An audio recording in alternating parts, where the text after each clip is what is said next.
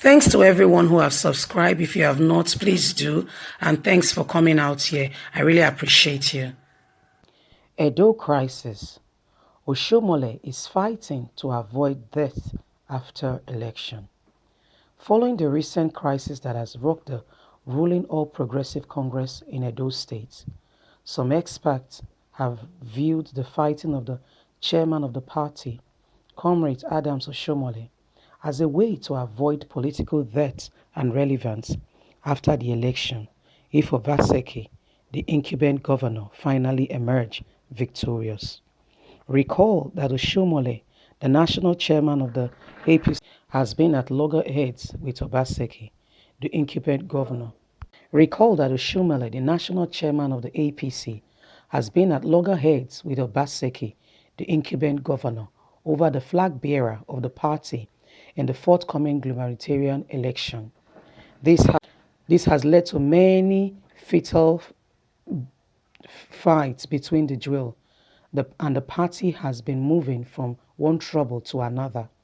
Recently, one of those conflicts, the incumbent governor wrote to the Inspector General of Police and the Director of DSS to arrest Oshiomhole for contravening state orders that no rally must be held in the state, which Oshiomhole defied. However, some people have explained that Oshiomole's action as desperation to avoid political death or relevance should Obaseki finally emerge victorious in the forthcoming election.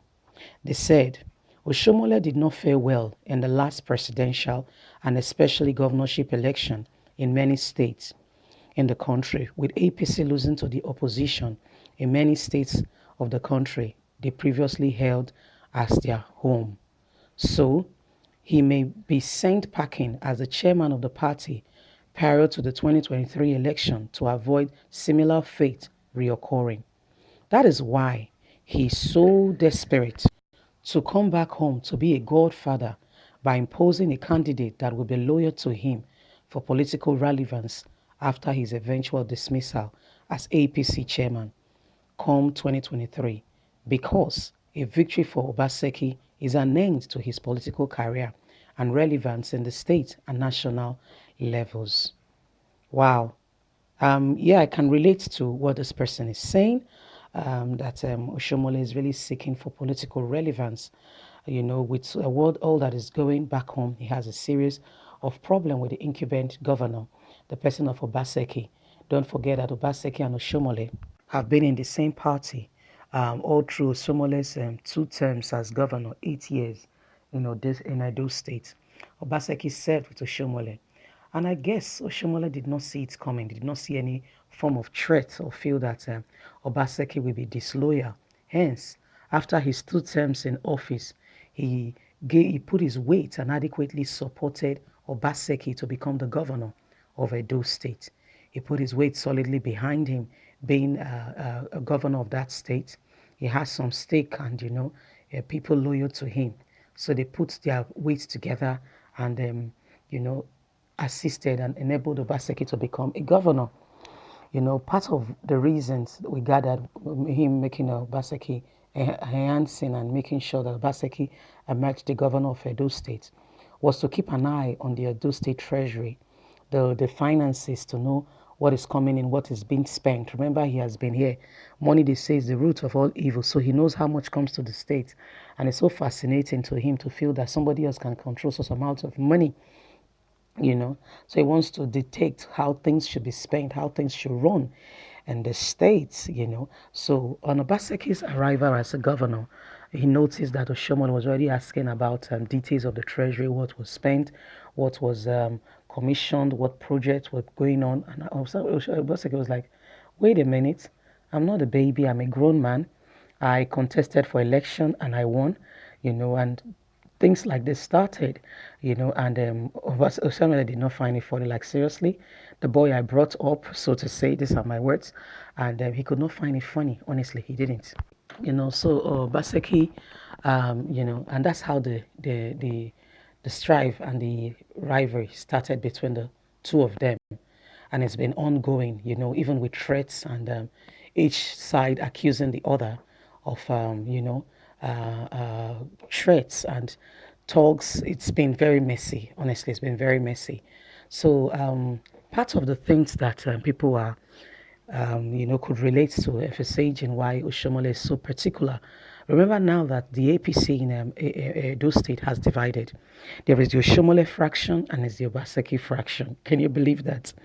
If it was APC and PDP, we would understand. This is the same party. No wonder they say house that is divided against itself cannot stand. Unity is power. Wherever there is unity, there is progress, there is power. So to cut a long story short, people are pointing out that Oshiomhole is so scared of political irrelevance after 2023. Remember that he's a very good right-hand man to the person of Buhari, Alex Jubrim, and he wants to be in charge. He likes to be in the center of things. He likes to be where the action is. Even within the national level, some governors are against him putting up Operation Oshiomhole must go. So I don't know what it is with this man that everywhere he goes to, people are just all against him, both home and both at home and outside home. The nation, everyone is just on his neck. So it's been ongoing to the extent that Obaseki is probing all the works that Oshiomhole did while they were in office, with Oshiomhole being the governor. Obaseki is setting investigation panel to look into things that were commissioned. The latest development was the uncovering of NDDC projects, where same project was commissioned twice, no proper documentation, commissioned to same person, same project. It's also messy. These are all happening because in Nigeria there's no proper documentation, there is no follow-up, there is no accountability, there is nobody looking at anything. People just do as they please, and that's why Nigeria has a very long way to go. But the thing is that we cannot start somewhere. So I want to say to Oshiomhole and Obaseki, find a way to work your differences. Oshiomhole should stop trying to be a godfather and just accept the fact that boys do grow up to become men. Those that are being loyal to you, I tell you sincerely, they are after something. And when they get there as well, there will not be much difference from Obaseki, especially when you want to control the treasury. It's not going to be so much of a difference. Yeah, it is what it is, right? So there is not going to be so much difference. So that's the matter. That's the situation on ground. So people really need to know and to really put their heads down and to really check. And so what is really going on here? Oshiomhole and Obaseki needs to sort out this rivalry, these differences that is plaguing the community, their unit, and to be able to ascertain what is the real matter. And the most important thing is Edo State. Politics, they say, political power does not last forever. There is anyone that is going there, even if it's a dictator, it's only a matter of time. You're going to be out of office. Yeah, there's no even those countries that we know that someone was there for 30 years ruling people. It's a matter of time. You will eventually still be kicked out. So yeah. Oshiomhole and Obaseki needs to start looking at ways to stop this problem. People are saying Oshiomhole wants to be a godfather back home, hence he's trying to seize onto the political terrain of Edo State, so that every governor that has to be a governor has to pass through him. If he has not approved, that person cannot become a governor. But that's becoming dictator. That's imposing people on Edo people, because it means that everybody that will come will have your same idea, will have your same, must be like you. And the people of Edo State might want change. So that is becoming bully. If you get what I mean, you're becoming a bully to the people of Edo State. You're beginning to impose yourself on them by fire, by force. If there's a word like that, yes, you're beginning to impose yourself on them. We need to stop all this rubbish we do in Nigeria and be able to accept the way politics is done in a proper democratic setting, and stop being ancient, and stop being you want to be father ancient father. Please let the boys grow up, let them become man, make their decision. That's life. That's growth. So I want to say a big thank you to all of you out there who are listening. Please don't forget to like, share, subscribe, click on the notification button so you can get all our latest news. We're here to keep you up to date with all that is going on. Your subscription really matter. It's free. Please do click the button. Bye.